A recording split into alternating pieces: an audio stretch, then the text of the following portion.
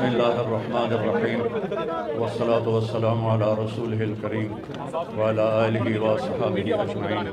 پہلے تو میں اپنے تمام محترم بھائیوں دوستوں کا شکر گزار ہوں کہ آپ میرے غم میں شریک ہوئے ہیں۔ میری زندگی میں کسی گاؤں میں اتنا بڑا جنازہ یہ پہلا جنازہ ہے۔ آپ سب کا بہت بہت شکریہ۔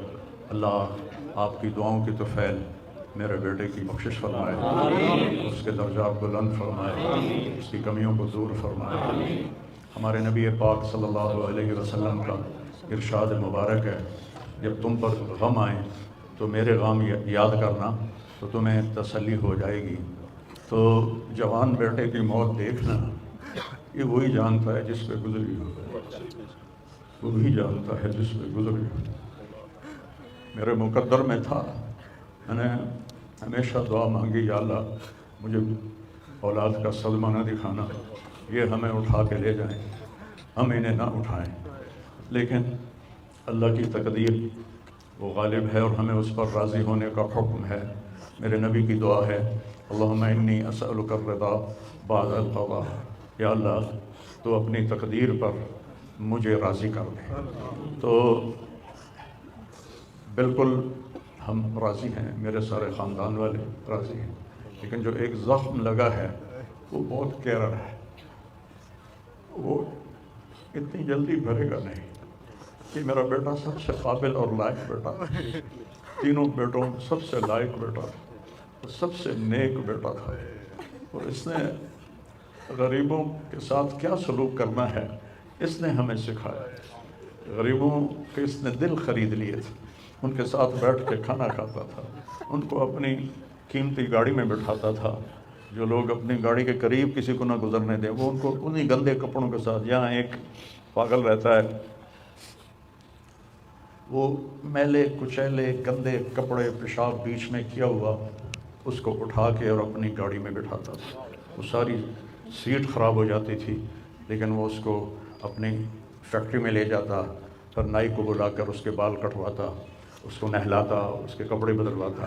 اس پورے گاؤں میں وہ پاگل صرف ایک شکل کو جانتا ہے اور ایک نام کو جانتا ہے۔ وہ نام تو پکار نہیں سکتا تھا، کہتا میاں میاں میاں، یہ صرف ایک اس عاصم جمیل کو وہ جانتا ہے، جو آج ہم سے رخصت ہو گیا، اور یہاں ہم بے بس ہیں اور اللہ کی تقدیر پر ہم راضی ہیں۔ اور السعید من وعظ بغیرہ، موت سے اپنی موت کو یاد کرنا چاہیے کہ ایک دن میرے اوپر بھی یہ آئے گا اور میرا بھی سانس نکلے گا اور زندگی کا دھاگا ٹوٹے گا۔ یہ اس بچے نے وہ کام کیا علاقے میں جس کو میں اپنی تعریف نہ ہو جائے، یہ اللہ کی امانت تھی، اللہ نے اس کو اپنے پاس بلایا۔ لیکن بہت کم والدین کو ایسی اولاد ملتی ہے، بہت کم والدین کو ایسی اولاد ملتی، اور اسے جوانی میں اللہ نے بلا لیا۔ میں راضی ہوں، میرا سارا خاندان میں راضی ہے، لیکن یہ رونا تو میرے بس میں نہیں۔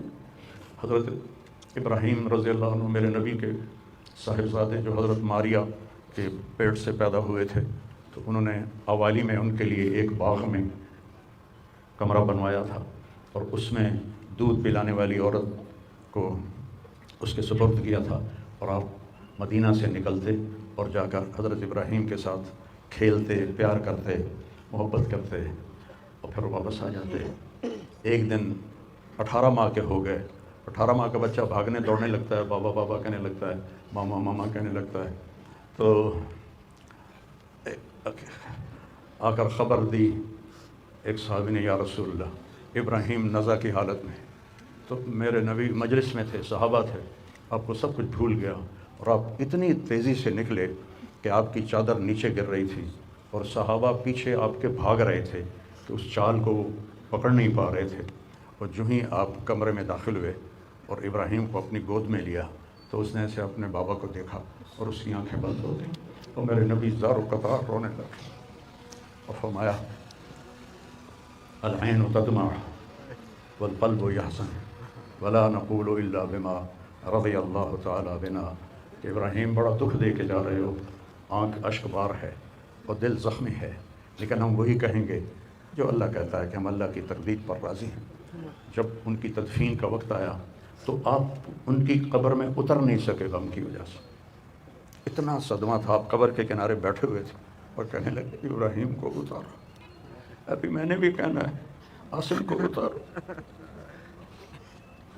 اور آپ کی آنکھوں سے پھر آنسو جاری ہو گئے. پھر آپ نے ایک جملہ اور فرمایا کہ ابراہیم اگر یہ مجھے پتہ نہ ہوتا کہ میں بھی تیرے پیچھے ہی آنے والا ہوں، جلدی آنے والا ہوں، تو میں اتنا غم کا اظہار کرتا کہ لوگ دیکھتے. لیکن میں بھی تیرے پیچھے ہی آ رہا ہوں. 6 مہینے بعد آپ کا بھی وصال ہو گیا. تو پھر واقعہ کربلا اتنی بڑی تسلی ہے پوری امت کے لیے کہ کسی نبی کی نسل پوری تیغ کر دی جائے اور ان کے لاشوں پہ گھوڑے چلا دیے جائیں اور ان کے سر کاٹ کے نیزوں پہ چڑھا دیے جائیں. آخری وقت میں امام علی علیہ السلام نے، ایک بچہ بچ گیا تھا عبداللہ 2 سال کا، تو آپ نے فرمایا میرا بچہ مجھے ملا تھا. باپ بھی تو تھے نا، باپ بھی تھے. میرے باپ کو اچانک ہارٹ اٹیک ہوا. میری ایک بہن لاہور تھی، ایک فیصل آباد. کہتے کہتے مر گیا. میری دھیاں مینوں ملا دیو، اور میری دھیاں مینوں ملا دیو. دھیاں بیٹی کہتے ہیں ہماری نہیں پہنچ سکی، مر گئے. تو آپ نے کہا یہ معصوم بچہ ہے، اس کو کوئی کیا کہے گا. تو عبداللہ کو لایا گیا اور آپ زخموں سے چور بیٹھے تھے. تو آپ نے عبداللہ کو اپنی گود میں بٹھایا اور ان کو پیار کیا، سر پہ بوسہ لیا اور اس کو ایسے دیکھ رہے تھے کہ ادھر حرملہ بن موقد النار نے طاق کے تیر مارا. وہ تیر اوپر چلا جاتا، دائیں بائیں چلا جاتا، پر میرے رب کو ابھی اور امتحان منظور تھا. سیدھا یہاں آ کے لگا اور یہاں سے پار ہو گیا اور خون کا فوارہ ابلا. تو آپ نے اپنی ایسے لپ میں لے کر یوں کیا، یا اللہ جے تو راضی ہے تو میں بھی راضی ہوں، جے تو اس غلط ہے میرے اتنے راضی ہے تو میں بھی راضی ہوں، پر انہوں کو بدلہ تو ضرور لیں. اور خون اچھال دیا اور پھر وہ بھی شہید ہوئے اور ان کے بیٹے بھی شہید ہوئے، ان کے بھتیجے بھی شہید ہوئے، ان کے 5 بھائی شہید ہوئے. تو بھائیو، بے شک وہ بڑی اونچی ذات تھے، پاکیزہ لوگ تھے، اللہ تعالیٰ کے محبوب مقرب لوگ تھے. ہم یہ آزمائش کبھی نہیں مانگتے، نہ ہی کبھی مانگنا. اللہ اولاد کے صدمے سے سب کو بچائے. اللہ اولاد کے صدمے سے سب کو بچائے.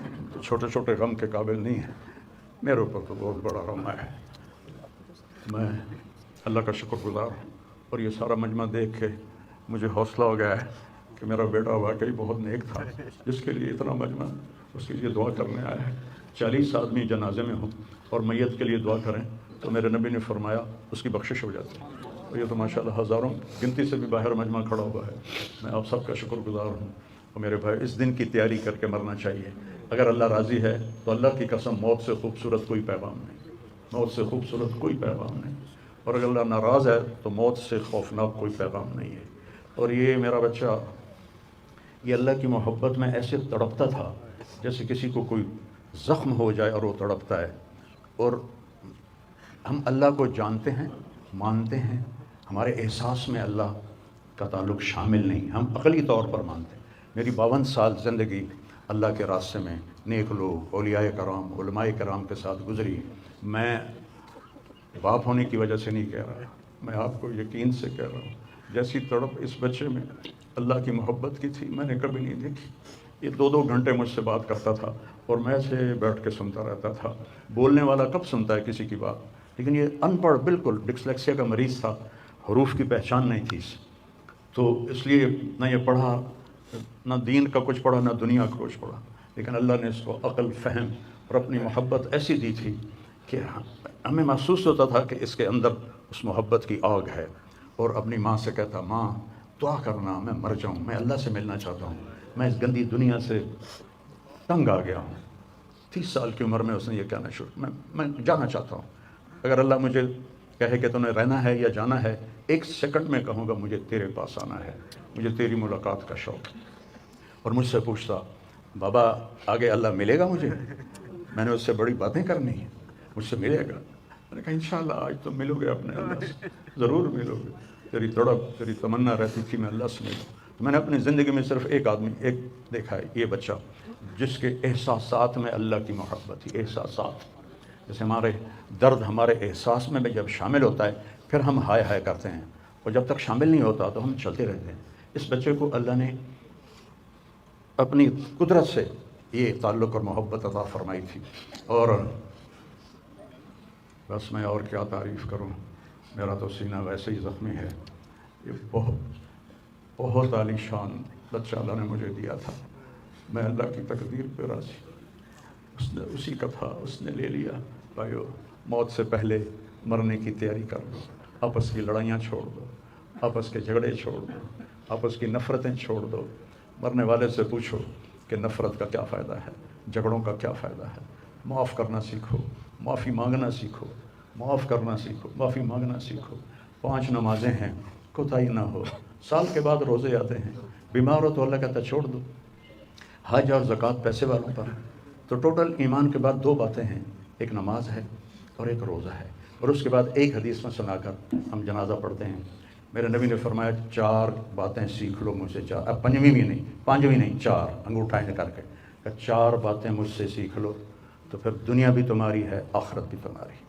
صدق و حدیث، ہمیشہ سچ بولنا، ہمیشہ سچ بولنا۔ آج نیت کرتے ہو؟ انشاءاللہ۔ حفظ و امانت، کسی کو دھوکہ نہ دینا، کسی کے ساتھ 2 نمبری نہ کرنا، کسی کو اپنے مفاد اور پیسے کے لیے، اپنے منصب کے لیے اس کے ساتھ دھوکے بازی نہ کرنا۔ تیسری بات، حسن و خلیقت، اپنے اخلاق اچھے رکھنا، گالی، غیبت، الزام تراشیاں، جھگڑے، یہ چھوڑ کے اچھے اخلاق والے بن جاؤ۔ اور چوتھی بات فرمایا عفت فی طعمۃ، رزق حلال کماؤ۔ اب سارے مجمع سے میری اپیل ہے، آج کے بعد نماز پکی کرنی ہے اور سچ بولنا ہے اور کسی کو دھوکہ نہیں دینا اور اپنے اخلاق اچھے کرنے ہیں، کسی کو گالی نہیں دینی، کسی کو بے عزت نہیں کرنا اور رزق حلال کمانا ہے۔ تو انشاءاللہ میرے نبی کا وعدہ ہے، دنیا بھی تمہاری ہے، آخرت بھی تمہاری ہے۔ آؤ ہم اپنے بیٹے کو رخصت کریں۔ تکبیر میں درود شریف پڑھتے ہیں، جو بھی یاد ہو وہ درود شریف پڑھیں، اور چوتھی تکبیر میں نماز جنازہ کی دعا ہے۔ کچھ بھائیوں کو یاد نہ ہوگی تو وہ اللہم اغفر لہو، اللہم اغفر لہو اتنا دہرا لیں۔ اگر یہ بھی دہرانا نہیں آتا تو دل ہی دل میں دعا کریں کہ یا اللہ یہ جانے والے عاصم جمیل کی بخشش فرما، زبان سے نہیں دل سے کہتے رہیں۔ تو میں اب تکبیر پڑھنے لگا ہوں، آپ سارے بھائی نیت فرما لیں۔ اور چہرہ دکھانے سے معذرت ہے، بہت زیادہ رش ہے تو بہت کمپیل ہوگی اور جانے والے کو بھی تکلیف ہوگی، تو یہ ہمارا عذر آپ قبول فرمائیں۔ اللہ اکبر،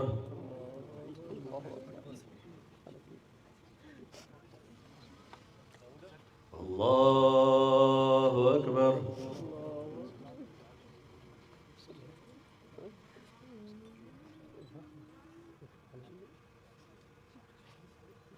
اللہ اکبر۔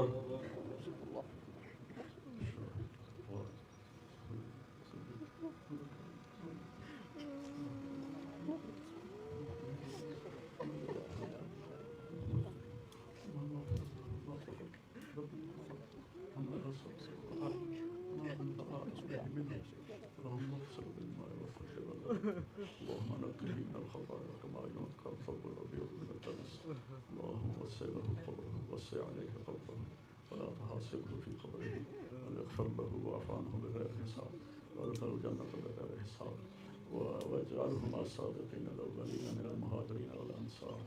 الله اكبر۔ السلام عليكم ورحمة الله، السلام عليكم ورحمة الله۔